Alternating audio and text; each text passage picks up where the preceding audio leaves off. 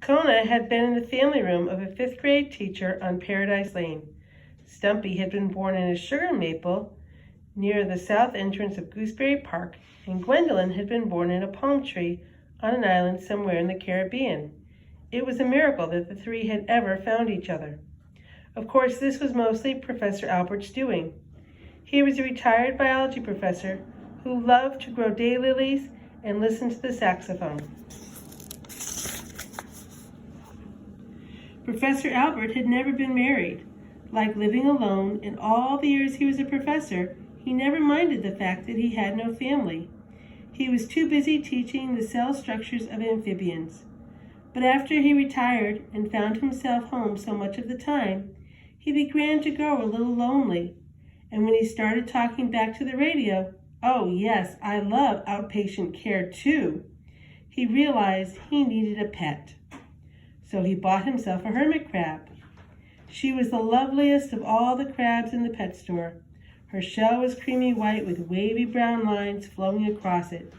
She was quite big, twice the size of the other crabs, and Professor Albert found her enchanting. So he brought her home from the store in a little paper box, named her Gwendolyn, and became her friend.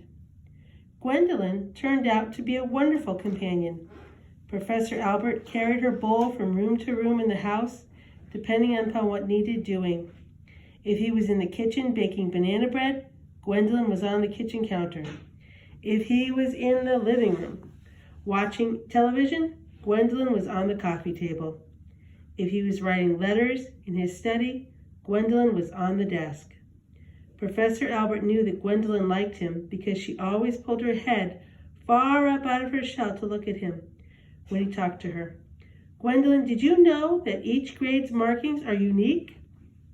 As the professor spoke, Gwendolyn's delicate antennae moved gracefully back and forth, and he knew she was listening carefully. Having been a teacher, he was quite good at picking out careful listeners. It was nice having her. Professor Albert was very happy with his hermit crab, and he had no plans at all to get a dog. He didn't know he needed a dog. He had never even thought about it.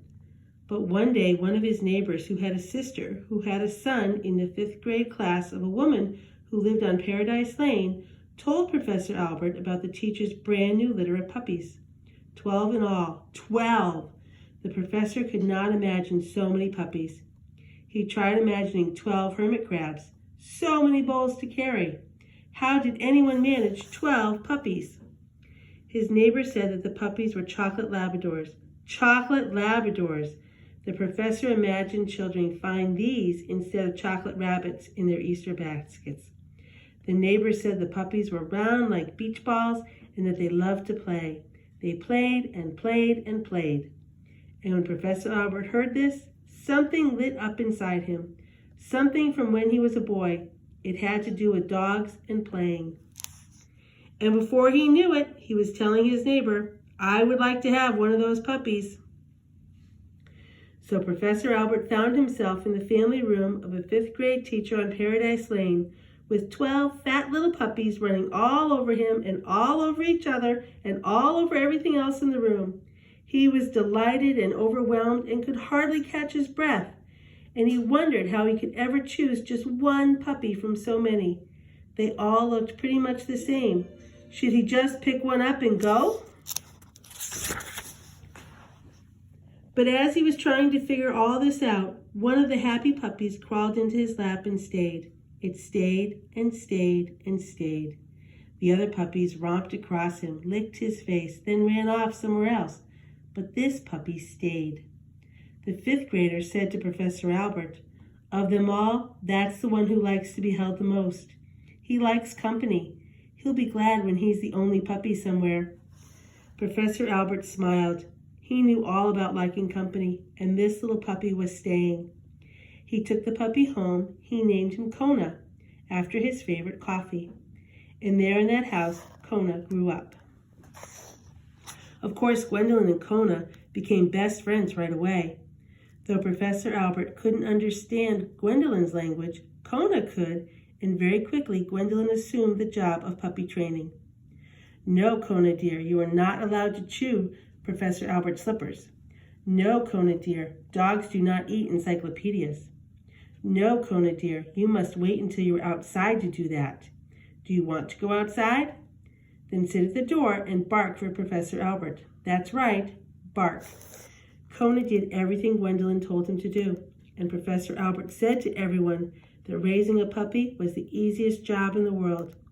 This amused Gwendolyn very much. It was a few years before Kona met the little red squirrel called Stumpy.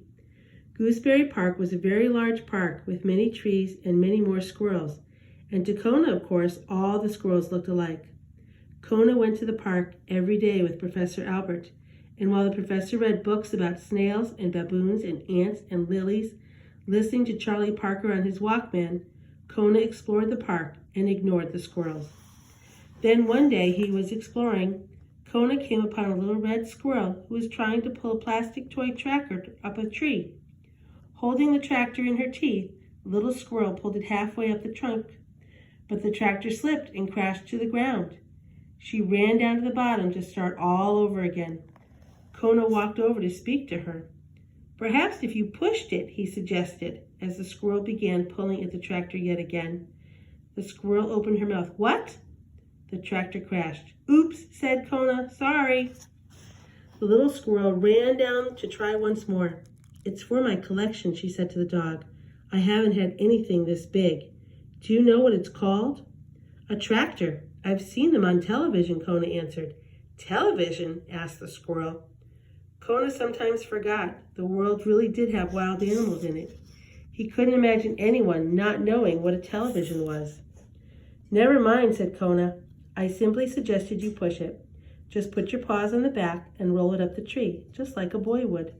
Good idea, said the squirrel, and she pushed the toy tractor all the way up the tree trunk and into her nest.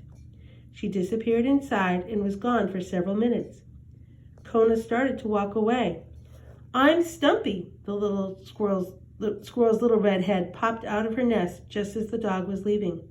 I'm Kona, called the Labrador, happily turning back. What else do you collect? And that is how Kona met Stumpy. He visited her tree every time Professor Albert took a park bench nap, which was quite often. And from Stumpy he heard tales of life in Gooseberry Park, which he reported back to Gwendolyn, who commented on them as most elderly animals will. Leave it to a raccoon to make a mess of things. Oh, yes, indeed. Crows are quite the smart Alex. There's nothing like a young possum to warm the heart. Thank goodness for rabbits. These comments Kona took back to Stumpy, and in this way they all became friends. It was a fine life, a life just right for babies.